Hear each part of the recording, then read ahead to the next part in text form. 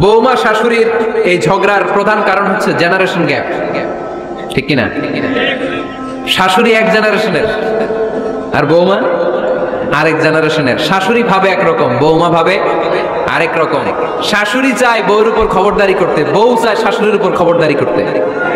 এই ডমিনেটিং এর কারণে কিলাকিলি আছে না নাই? এটা ঠিক না। আমার শাশুড়ি মায়েরা যারা আছেন, প্রথমে শাশুড়ি দিয়ে শুরু করি।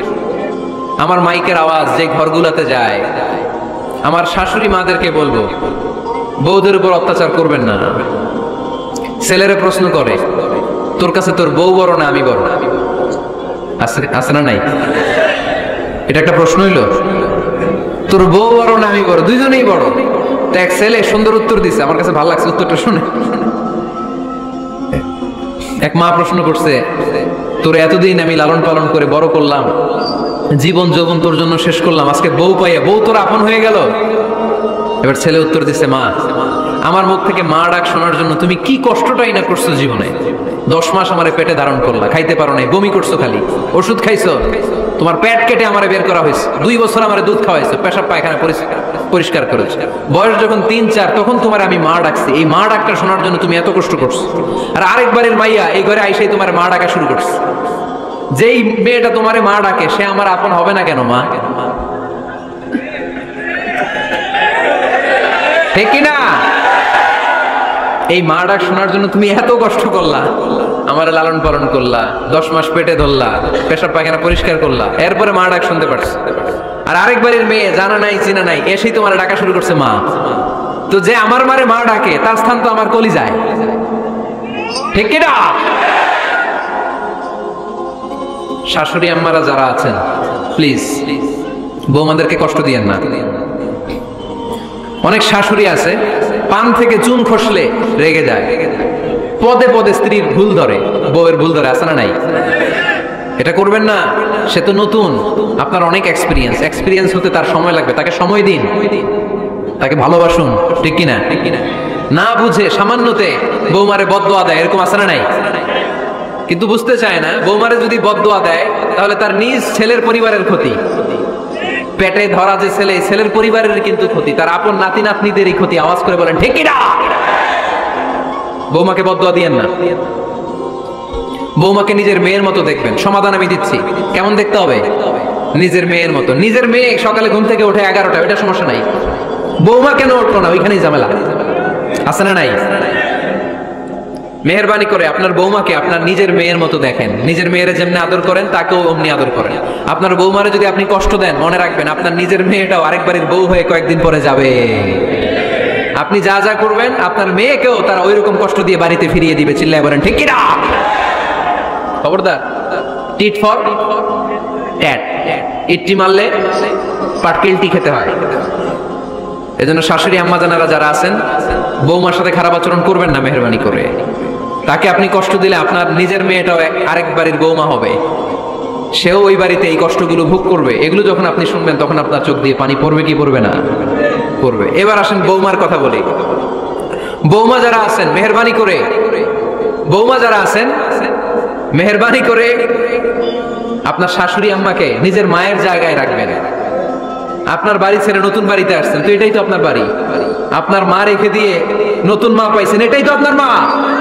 তো ওনাকে মায়ের জায়গায় বসাতে আপনার সমস্যাটা কোথায়?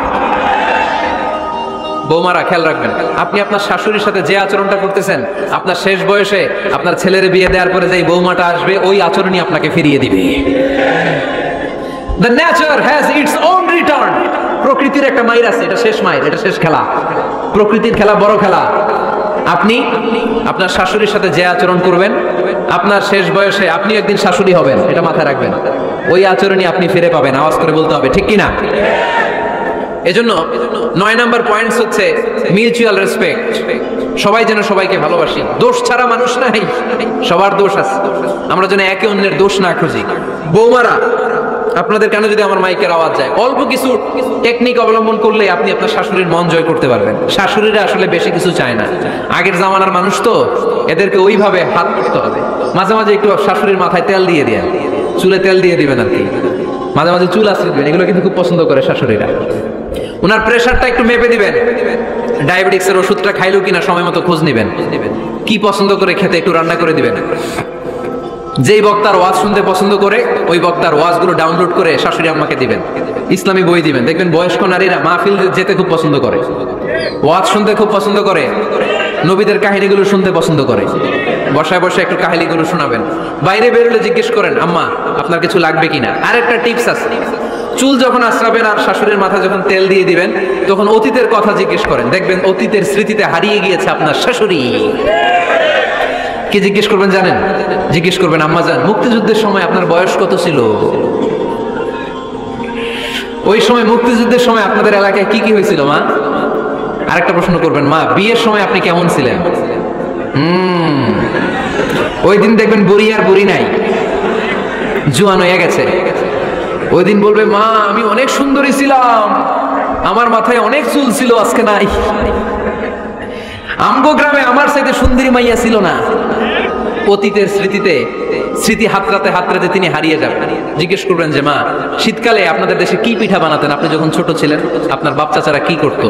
এগুলো জিজ্ঞেস করলে উনি স্মৃতির পাতা হাতড়াতে হাতড়াতে চোখ দিয়ে দাঁড় দাঁড় করে ওনার পানি ঝরতে শুরু করবে।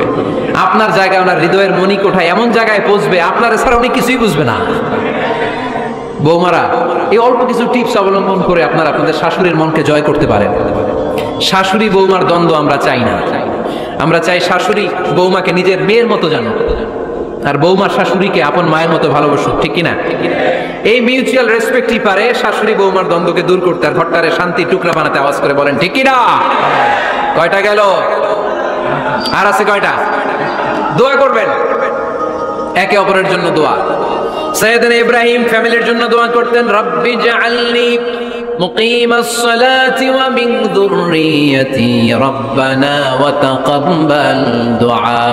ও আল্লাহ আপনি আমারে নামাজ কায়েমকারী বানান, আমার কলিজার টুকরা সন্তান ইসমাইলকেও নামাজ কায়েমকারী বানান। আমার দোয়াটা আপনার দরবারে আপনি কবুল করে নেন। সুবহানাল্লাহ পড়েন। রব্বানা ইন্নী আসকানতু মিন যুররিয়াতি বিওয়াদিন গায়রি যী যারইন ইনদা বাইতিকাল মুহাররাম। ও আল্লাহ আমার সন্তান সন্ততি আমার ফ্যামিলিকে ধুধু মরুপ্রান্তর এই উপত্যকার মধ্যে তোমার কাবা ঘরের সামনে রেখে গেলাম, তাদেরকে তুমি নামাজ কায়েমকারী বানিয়ে দিও। গোটা বিশ্বের সব মানুষের অন্তর আমার ফ্যামিলির দিকে আল্লাহ তুমি ঝুঁকিয়ে দিও। ওয়ারযুকহুম মিনাস সামারাত, ফলমূল দিয়ে আল্লাহ তুমি তাদেরকে রিজিকের ব্যবস্থা করে দিও। তার মানে সব নবীরা তাদের পরিবারের সদস্যদের জন্য দোয়া করতেন কি করতেন না? আবার কোরআন আমাদেরকে শিখালো, রব্বানা হাব লানা মিন আজওয়াজিনা ওয়া মিন যুররিয়াতিনা কুররাতা আ'য়ুন ওয়াজআলনা লিল মুত্তাকিনা ইমামা। ও আল্লাহ এমন নেককার সন্তান এমন নেককার স্ত্রী আপনি আমাকে দান করেন যাদের দিকে তাকালে আমার চোখ দুইটা ঠান্ডা হয়ে যায়। চক্ষু শীতলকারী স্ত্রী দেন। বিয়ে যাদের হয় নাই ইয়াং ছেলেরা এই দোয়াটা করবা। বিয়ের জন্য দোয়ার দরকার আছে না নাই? প্রতিদিন এই দোয়া করবা, আল্লাহ এমন স্ত্রী দেন, এমন জীবন সঙ্গিনী আপনি আমাকে দেন, এমন লাইফ পার্টনার দেন যার দিকে তাকালে আমার চোখ জুড়িয়ে যায়। এমন সন্তান আল্লাহ আপনি আমার ফ্যামিলিতে দেন যাদের দিকে তাকালে আমার চোখ দুইটা ঠান্ডা হয়ে যায়। নেককার সন্তান নেককার স্ত্রী আল্লাহর কাছে দোয়া করে চেয়ে নিতে হয়। তাহলে ফ্যামিলি মেম্বার একে অপরের জন্য দোয়ার দরকার আছে না নাই? বাবা দোয়া করবে ছেলের জন্য, ছেলে করবে বাবার জন্য, মা দোয়া করবে মেয়ের জন্য, মেয়ে করবে মায়ের জন্য, ভাই করবে বোনের জন্য, বোন করবে ভাইয়ের জন্য। দোয়ার দরকার আছে না নাই? দোয়া করবেন সবাই সবার জন্য। এই যে কোরআনের বঙ্গানুবাদ পাওয়া যায় না এখন, কথা বলেন। স্মার্টফোন আছে কার কার দেখি? হ্যাঁ, কারা কারা স্মার্ট দেখি? হাজার হাজার স্মার্ট, মাশাআল্লাহ। এই স্মার্টফোনের ভেতরে আল কোরআন নামে বাংলায় কোরআনের একটা অ্যাপস পাওয়া যায়। কথা বলেন, পাওয়া যায় কি যায় না? আজকে থেকে এই অ্যাপসটা ডাউনলোড করে প্রতিদিন 1 আয়াত 2 আয়াত 3 আয়াত করে পড়া শুরু করে দেন। বাঁচতে হলে পড়তে হবে, বাঁচতে হলে জানতে হবে, ঠিক কিনা? এই স্লোগান আমাদেরকে শিখায়। এই স্লোগান তো আল্লাহ, এই স্লোগান দিয়েই তো আল্লাহ কোরআন শুরু করছে, ইকরা বিসমি রাব্বিকাল্লাযী খালাক। বাঁচতে হলে জানতে হবে, বাঁচতে হলে পড়তে হবে, পড়ার কোনো বিকল্প নাই। আওয়াজ করে বলেন ঠিক কিনা? সুজানগরের রায়েরা মোবাইলের অ্যাপসের ভিতরে আমরা কোরআন রাখতে রাজি আছি তো সবাই? হাদিসের অ্যাপস ডাউনলোড করতে রাজি আছি তো? বাস রাজি আছি, ডাউনলোড করে রাখা দেবো, আর কেউ পড়বো না নাকি? হ্যাঁ, প্রতিদিন একটা আয়াত হলেও যেন আমরা পড়ি। আল্লাহ যা বলা দরকার সব বলে দিয়ে গেছে, নতুন করে আর কিছু বলবে না। আমরা যেন পড়াশোনা করি, আমরা যেন একটা পাঠাগার বানাই। আবারও কখনো আসার সুযোগ হলে আমি জিজ্ঞেস করবো, যদি আমার মনে থাকে যে আপনাদের পাঠাগার আছে কার কার ঘরে, সেদিন সবার হাত তুলতে হবে। এমনি পারা যাবে তো? আল্লাহ তুমি তৌফিক দাও।